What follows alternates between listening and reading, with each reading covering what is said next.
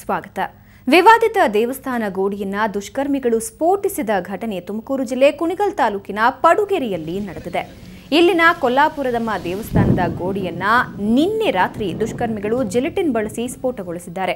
ಸ್ಫೋಟದ ತೀವ್ರತೆಗೆ ಗರ್ಭಗುಡಿಯ ಗೋಡೆ ಭಾಗಶಃ ಧ್ವಂಸಗೊಂಡಿದ್ದು ವಿಗ್ರಹಕ್ಕೆ ಹಾನಿಯುಂಟಾಗಿದೆ. ಈ ಹಿಂದೆ ದೇವಸ್ಥಾನದ ಆಡಳಿತ ಮಂಡಳಿ ಜಗಳದಿಂದಾಗಿ 2 ಬಣ ಸೃಷ್ಟಿಯಾಗಿತ್ತು. ಹಾಗಾಗಿ ವಿರೋಧಿ ಬಣದವರು ಈ ಕೃತ್ಯ ನಡೆಸಿರಬಹುದು ಅಂತ ಶಂಕಿಸಲಾಗಿದೆ.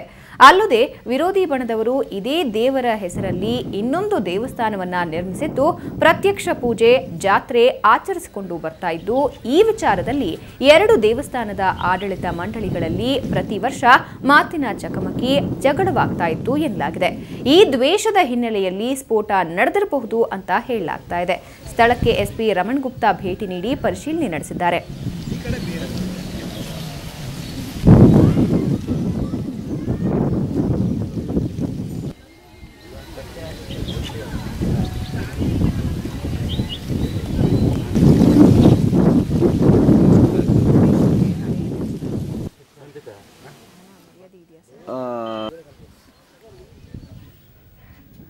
ಪರಸ್ಪರ ದ್ವೇಷಕ್ಕೆ ಇಬ್ಬರ ಜಗಳದ ಮಧ್ಯೆ ಪುರಾತನ ದೇವಸ್ಥಾನವೊಂದನ್ನ ದುಷ್ಕರ್ಮಿಗಳು ಕೆಡವಿರುವಂತಹ ಘಟನೆ ಇದು. ತುಮಕೂರಿನಲ್ಲಿ ಈ ಘಟನೆ ನಡೆದಿದೆ.